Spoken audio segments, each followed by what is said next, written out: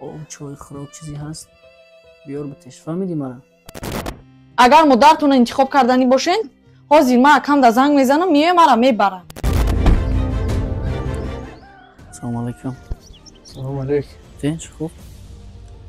چی گپی از من؟ بچه جان خیلی شدی؟ سلامتیت خوب شد؟ دورو تا با وقتش میخوری؟ خیلی نگاه نکنه خشو.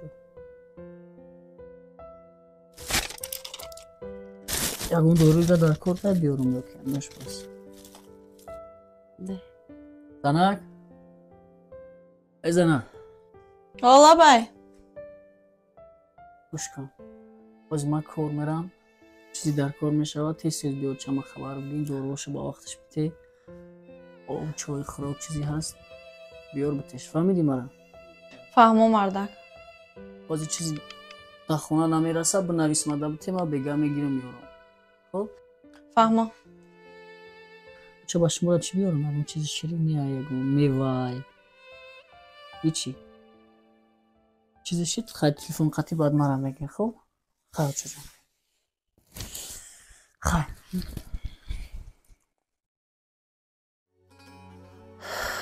جان چم برکتی پروردگار دیر دستی که من نبینه هیچ خاری از زندگی نبینه. 1 سال میشه که فقط کارش دارو کشی و ای دارو خونه رفتنه. ساعت چند شد؟ ساعت هم 4 شد. ای زنک! زنک! حالا بای. یا چوی اوه بگی بیا.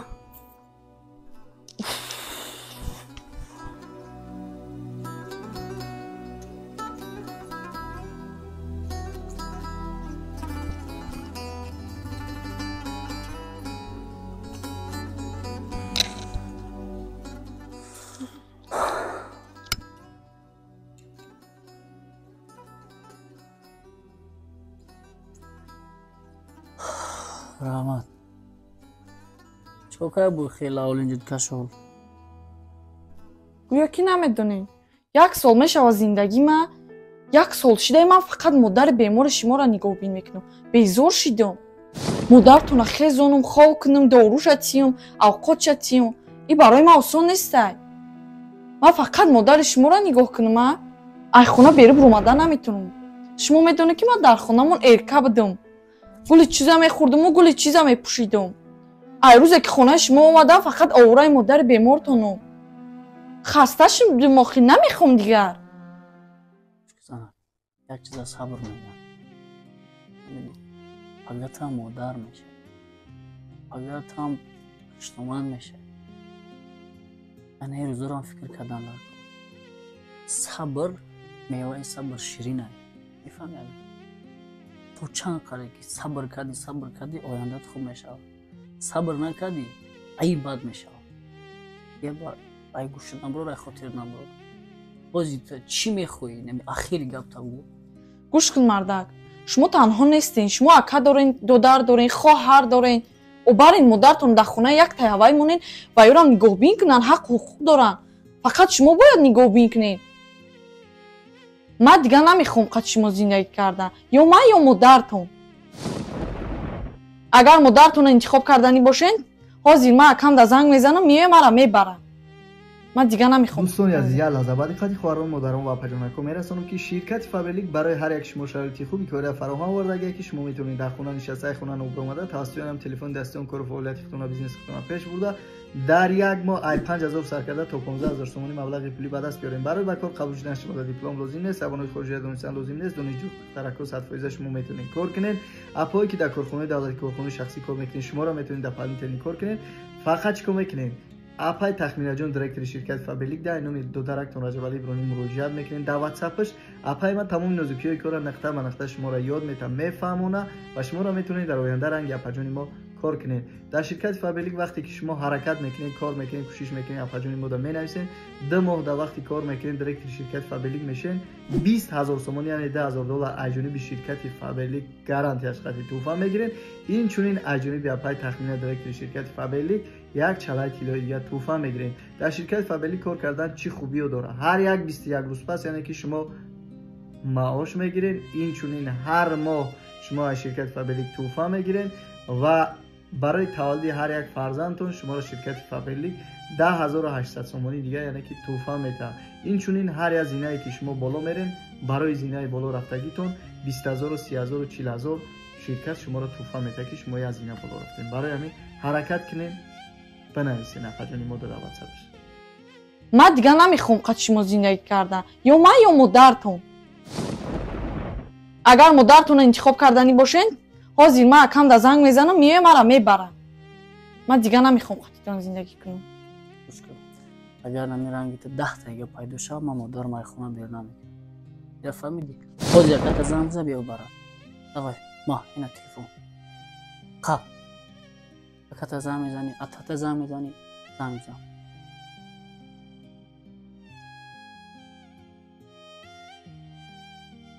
الو. لبه خواهر یکش. سلام علیکم اکا جون. سلام. سازن خوبه نکا؟ میشه شکر تینج.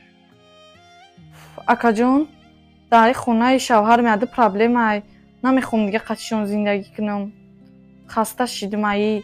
مادری بیمار شای خیلی زندگی سخت جون. میون با سر مرا برین؟ خیلی باشه تمام. بسرت میام. مشکلی نداره. حاضر من میام میگیرم میبرم. مرش خوب اکا جون.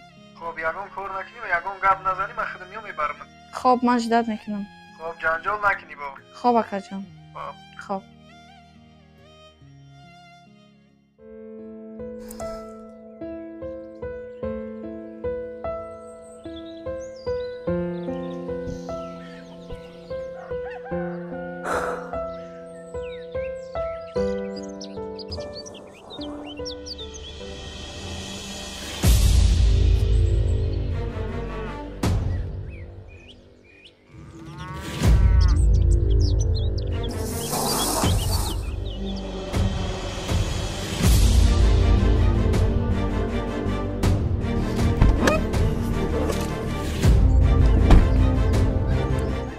سلام علیکم. سلام علیکم. تینج خوب؟ چی گپه از من؟ تینج خوب اما تینجی سوزی چی گپه ایزن چی که دوران؟ خودت میدونی چیکار کنم نمیدونم آنجا شما اینا از حال آرام خنیگانا که بیای جای اینجا ما گوشت میکنم نخل که یک تا به یک تا نخل که بیای جا بیای جا. خب انا که ما اومدم اکت اومد چی مشکلی داری چی پرابلم داری به تلفن انا در پیشم گپ زن من مشکلیت را حل کنم خواهری عزیز گپ زن. اکا یک سال میشود زندگی مونه در همین یک سال فقط مادر بیماری همینا را من نگاه بین میکنم. دوروش بته با وقت ساعتش لباسش بوشو با وقت ساعتش اوقاتش کن با وقت ساعتش بعد در جوگاش خوش کن. آخه بیماری من دیگه زورم نمیرسه خسته شدم. همه اینا مشکله اکا جان اوجا دل ما گرفت. من یک سال فقط مادر بیماری همینا را نگاه بین میکنم دیگه نمیخوام قطعا زندگی کنم. یعنی که خراب ختن لباس شوشتن حرمت احترام خشتومن تا کردن حرمت احترام شوهر تا کردن مشکله یا؟ قینه یکون جهنمی دیل افروز زن یکی دلیر زن یکی فایز ای شهر اومگیان دختری شهران در 16 متر زندگی کردگیان چی به در همسایگی ما صبر کردن زندگی کردیستن یگون مشکلی نیست. تو خواهر جون در قشلوق کلام شدگی گوش که خواهر یکش برای زندگی خوب داشتن برای آینده خوب داشتن صبر کردن در کار طاقت کردن در کار زندگی را قپیدن در کار فهمیدی؟ تو آبروی پدر مادر تا آبروی اکا و دودر تا بعد 3 ساله کیف صفات ایواز میکنی ها؟ یعنی که 2-3 ساله تو میفورد که یعنی که رنگ دیگه دخترها سرگوی بگردی ها؟ یگان که سرکلانت نباشه ها؟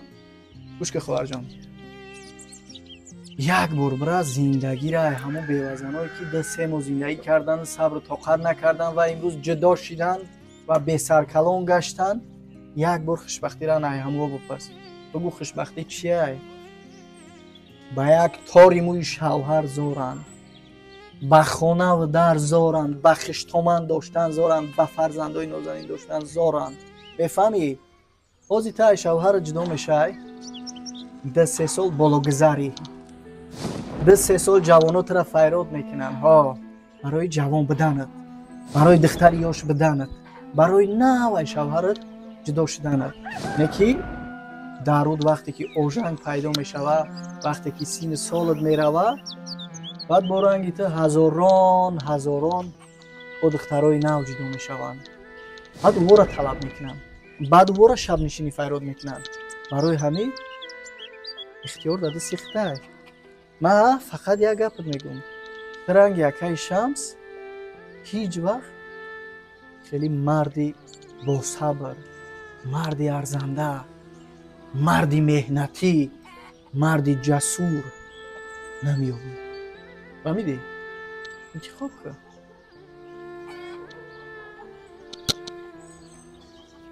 یکای شمس هزاران بار بخشش که ما خواهرمون کمتر ارکه کلام کردیم، کمتر در تربیه کردنش خطا کردیم اکا. به همین خاطر اکا با حد امکان خواهش میکنم اکا، میفهم که صبر که اکا، فقط که انشالله باوری دارم که زندگیت خوب میشه اکا. این پولا بیا اکا در زندگیت، در مادرت، در خودت چیزی در کار میشود خرید که با ما خودمون دابردیم. نه پول در کار نیست. اکا جان، پول در کار نیست. اکا جان، امروز که داریم قبول کنیم.